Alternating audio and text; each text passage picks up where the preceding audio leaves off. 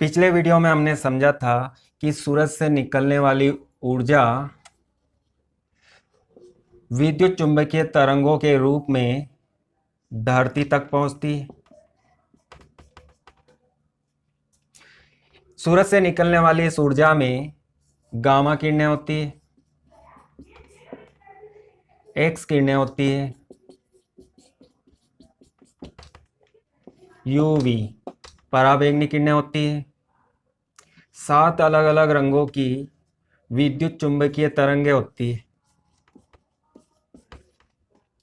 Violet, बैंगनी, Indigo, जामुनी, blue, green, yellow, orange और रेड।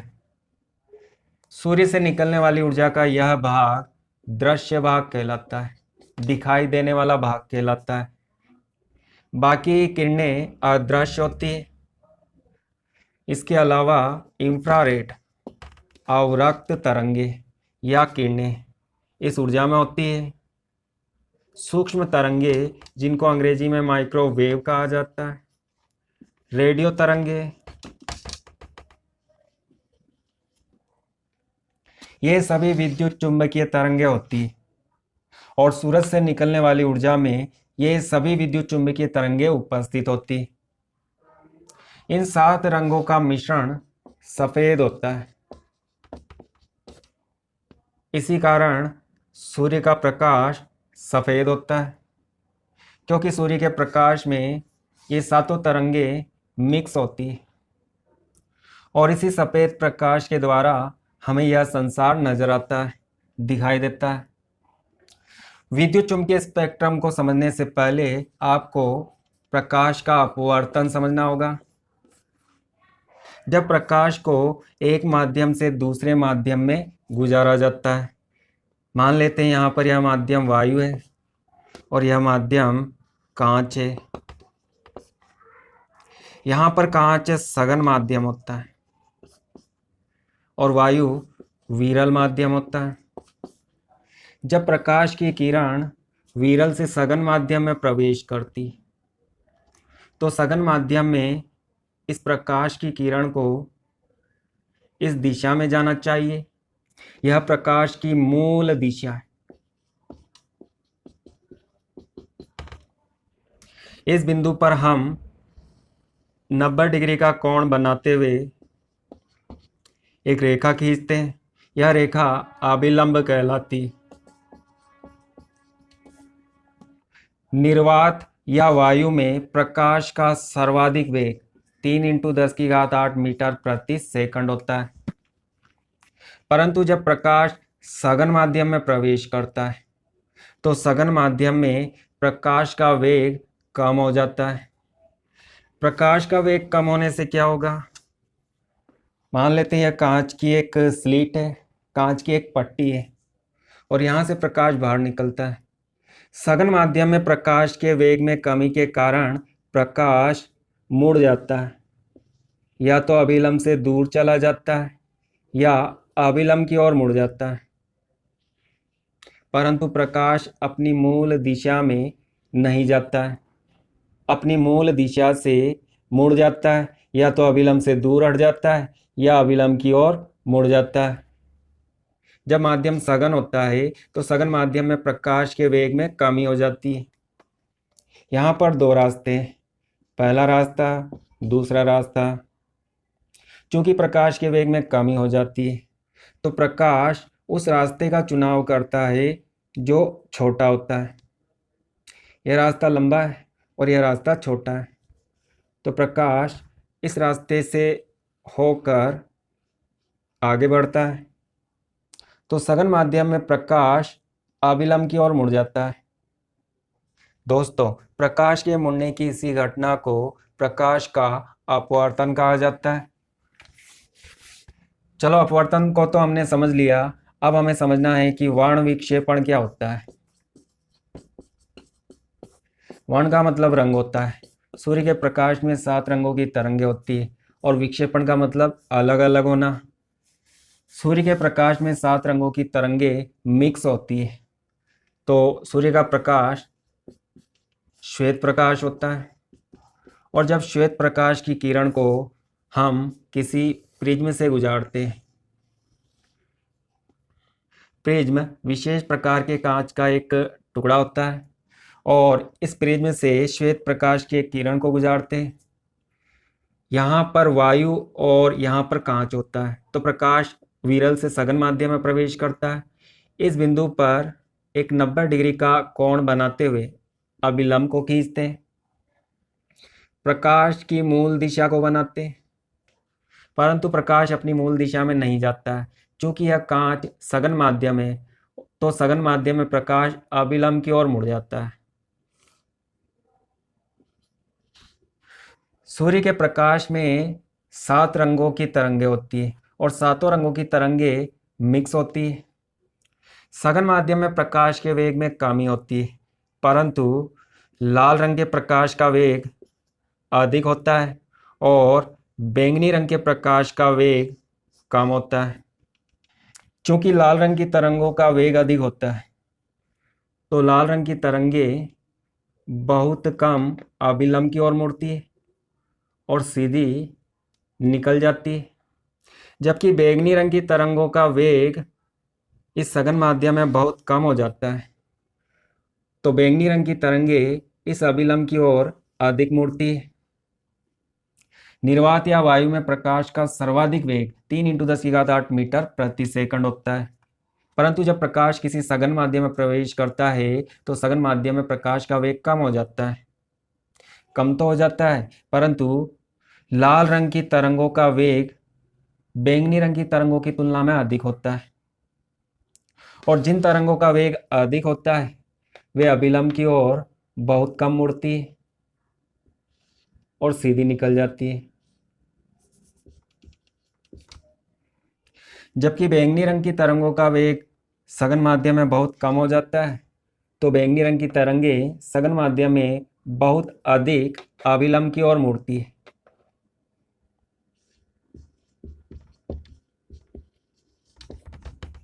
और बाकी रंग की तरंगों का क्रम भी इसी तरह होता है।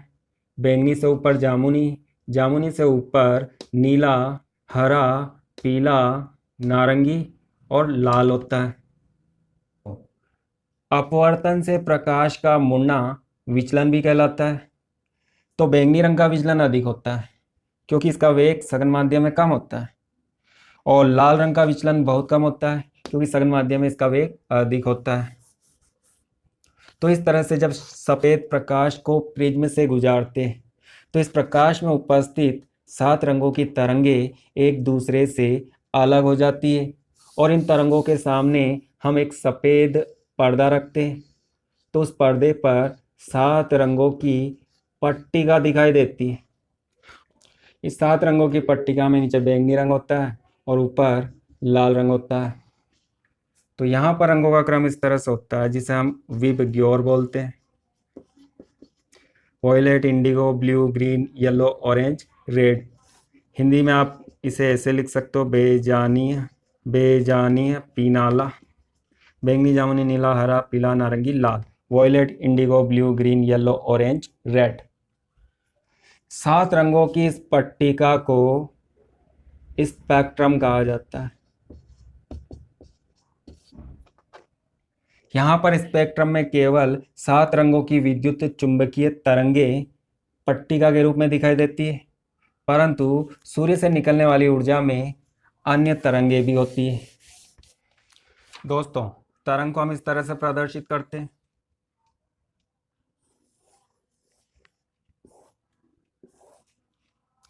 तरंग में 2 समीप के शृंगों के बीच की यह दूरी लैम्डा से प्रदर्शित करते हैं, और इसे हम तरंग की लंबाई या तरंग दैर्ध्य बोलते हैं।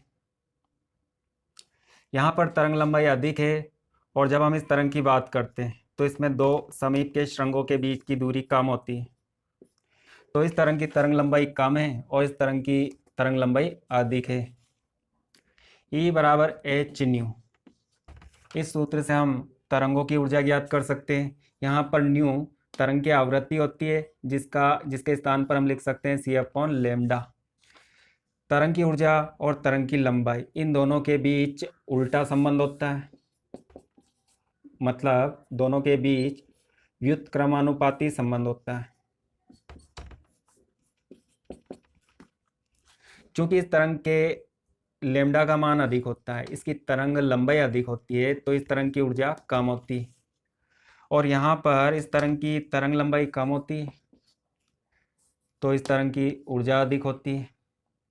सूर्य से आने वाली ऊर्जा में अलग अलग ऊर्जा की विद्युत चुंबकीय तरंगें होती हैं। गामा किरणें, इनकी ऊर्जा बहुत अधिक होती है। ये बहुत अधिक ऊर्जा वाली विद्युत चुंबकीय तरंगें होती है और ये नाभिक से निकलती है। गामा किरणें नाभिक से निकलती है।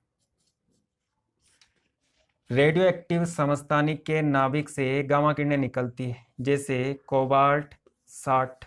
यह कोबाल्ट का रेडियो एक्टिव समस्थानिक है और इसके नाभिक से गामा किरणें निकलती है।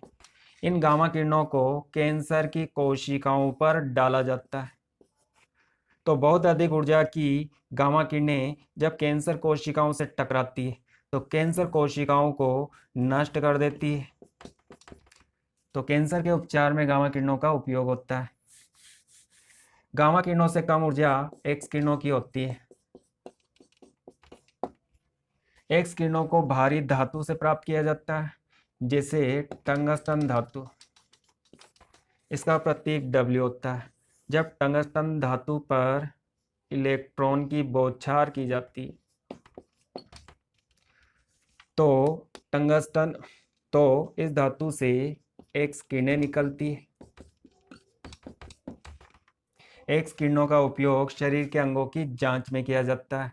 विशेष तौर पर इन किरणों का उपयोग हड्डियों का चित्र लेने में किया जाता है। एक्स किरणें हमारे शरीर के आर पार निकल जाती है, परंतु एक्स किरणें भारी अंगों के आर पार नहीं जा पाती। तो हमारे शरीर में हड्डियां भारी होती है, एक्स किरणें हड्डियों को पार नहीं कर पाती। तो हड्डियों का एक्सरे या हड्डियों का चित्र लेने में एक्स किरणों का उपयोग किया जाता है। एक्स किरणों से कम ऊर्जा पराबैंगनी किरणों की होती है। UV ultraviolet rays. पृथ्वी के चारों ओर ओजोन परत का आवरण होता है और ओजोन परत सूर्य से आने वाली पराबैंगनी किरणों को अवशोषित कर लेती है। तो धरती तक पहुंचने वाली पराबैंगनी किरणों की मात्रा बहुत कम हो जाती है। अगर ओजोन परत नहीं होती है तो ये किरणें धरती पर पहुंचकर जंतु और पौधों को हानि पहुंचाती है। इनसे त्वचा का कैंसर होता है और हमारी आंखों पर विपरीत प्रभाव पड़ता है, नज़रें कमज़ोर होती है। तो ओजोन परत इनको अवशोषित करके इनकी मात्रा को कम कर देती है, मतलब ये बहुत कम मात्रा में धरती तक पहुंचती है। पराबैंगनी किरणों का उपयोग चिकित्सा के उपकरणों को रोगाणु रहित करने में किया जाता है। अस्पतालों में तरह तरह के उपकरण का उपयोग होता है, सर्जरी में, ऑपरेशन में। तो उन उपकरण को रोगाणु रहित करने के लिए पराबैंगनी किरणों का उपयोग किया जाता है। पराबैंगनी किरणें रोगाणुओं को नष्ट कर देती है। पराबैंगनी किरणों के बाद यहाँ पर 7 रंगों की तरंगें होती है। इसे हम दृश्य प्रकाश बोलते हैं। ये तीनों अदृश्य होती है, परंतु यह प्रकाश हमें दिखाई देता है। इसके बाद IR इंफ्रारेड तरंगें होती है। हिंदी में इनको कहा जाता है अवरक्त विकिरण, और इनकी ऊर्जा लाल रंग की तरंगों की ऊर्जा से कम होती है। इनका उपयोग रिमोट कंट्रोल में होता है। टीवी का रिमोट कंट्रोल या CD प्लेयर का रिमोट कंट्रोल। उस रिमोट कंट्रोल में एक छोटा सा बल्ब होता है और इस बल्ब से इंफ्रारेड तरंगें निकलती है। ये तरंगें अदृश्य होती है, हमें दिखाई नहीं देती है। जब हम इस ओर जाते हैं तो तरंग लंबाई बढ़ती है और इंफ्रारेड की तरंग लंबाई अधिक होने के कारण तो हम दूर बैठकर रिमोट कंट्रोल से टीवी के चैनल बदल सकते हैं। टीवी के पास जाने की आवश्यकता नहीं है, क्योंकि रिमोट कंट्रोल से निकलती है इंफ्रारेड तरंगें और इनकी तरंग लंबाई अधिक होती है, तो ये लंबी दूरी तय करती है। दोस्तों, जिन तरंगों की लंबाई अधिक होती है, मतलब लैम्डा का मान अधिक होता है, वे लंबी दूरी तक जाती है, और जिन तरंगों की लंबाई कम होती है, लैम्डा का मान कम होता है, वे कम दूरी तक जाती है। सात रंगों की तरंगों की बात करते हैं तो लाल रंग की तरंगों की तरंग लंबाई अधिक होती है और बैंगनी रंग की तरंगों की तरंग लंबाई कम होती है। तो लाल रंग की तरंगे अधिक दूरी तक जाती है। इसी कारण खतरे के निशान लाल रंग से बनाए जाते हैं। जब धुंध या कोहरा होता है तो लाल रंग का प्रकाश धुंध और कोहरे में नजर आता है, क्योंकि इनकी तरंग लंबाई अधिक होती है और ये अधिक दूरी तक जाती है। अवरक्त तरंगों को रॉक साल्ट से प्राप्त किया जाता है। रॉक साल्ट मतलब सोडियम क्लोराइड। सोडियम क्लोराइड से अवरक्त तरंगों को प्राप्त किया जाता है। अवरक्त तरंगों से कम ऊर्जा माइक्रोवेव की होती है, सूक्ष्म तरंगे, और इनका उपयोग माइक्रोवेव ओवन में किया जाता है। बिजली से चलने वाला माइक्रोवेव ओवन, इसमें हम भोजन पकाते हैं तो भोजन पर सूक्ष्म सूक्ष्म तरंगे भोजन से टकराती है, भोजन गर्म होकर पक जाता है। तो माइक्रोवेव ओवन में इन तरंगों का उपयोग होता है। और अंत में होती है रेडियो तरंगे। जब हम बाईं ओर से दाईं ओर जाते हैं तो तरंग लंबाई में वृद्धि होती है। रेडियो तरंगों की तरंग लंबाई सबसे अधिक होती है, ये लंबी दूरी तक जाती है, तो इनका उपयोग रेडियो सिग्नल्स में किया जाता है। इन्हीं रेडियो तरंगों को डिश और एंटीना कैच करते हैं और टीवी में चैनल दिखाते हैं। गामा किरणों की तरंग लंबाई 0.1 एंगस्ट्रॉम से कम होती है। एक्स किरणों की तरंग लंबाई 0.1 एंगस्ट्रॉम से 100 एंगस्ट्रॉम तक होती है। पराबैंगनी किरणों की तरंग लंबाई 100 एंगस्ट्रॉम से 4000 एंगस्ट्रॉम तक होती है। दृश्य प्रकाश, बैंगनी रंग की तरंगों से लाल रंग की तरंगों तक इनकी तरंग लंबाई 4000 एंगस्ट्रॉम से 8000 एंगस्ट्रॉम तक होती है। बैंगनी रंग की तरंग लंबाई 4000 एंगस्ट्रॉम होती है और लाल रंग की तरंग लंबाई 8000 एंगस्ट्रॉम होती है। इंफ्रारेड तरंगों की तरंग लंबाई 8000 एंगस्ट्रॉम से 10⁻7 एंगस्ट्रॉम तक होती है। माइक्रोवेव की बात करते हैं तो इनकी तरंग लंबाई 10⁻7 एंगस्ट्रॉम से 10⁻11 एंगस्ट्रॉम 10⁻11 एंगस्ट्रॉम तक होती है। और रेडियो तरंगों की बात करते हैं तो इनकी तरंग लंबाई 10⁻11 एंगस्ट्रॉम से अधिक होती है। तो दोस्तों, हमने क्या समझा? सूरज से आने वाली ऊर्जा में अलग अलग ऊर्जा की तरंगें होती है, मतलब अलग अलग प्रकार की विद्युत चुंबकीय तरंगें होती है। गामा किरणें, एक्स किरणें, पराबैंगनी किरणें, अवरक्त किरणें, सूक्ष्म तरंगे और रेडियो तरंगे, ये अदृश्य होती है, हमें आंखों से दिखाई नहीं देती, परंतु सूर्य से आने वाली ऊर्जा का यह भाग हमें दिखाई देता है। इसे हम दृश्य प्रकाश कहते हैं और इसमें 7 प्रकार की विद्युत चुंबकीय तरंगें होती है। बैंगनी, जामुनी, नीला, हरा, पीला, नारंगी और लाल रंग के प्रकाश की तरंगें होती है। जब सूर्य के प्रकाश को प्रिज्म से गुजारा जाता है तो ये सातों रंगों की तरंगें एक दूसरे से अलग हो जाती है और 7 रंगों की पट्टिका नजर आती है, जिसे स्पेक्ट्रम कहा जाता है। तो दोस्तों, यह विद्युत चुंबकीय स्पेक्ट्रम है और उम्मीद करता हूँ कि आपको यह समझ में आ गया होगा। मिलते हैं अगले वीडियो में। बाय।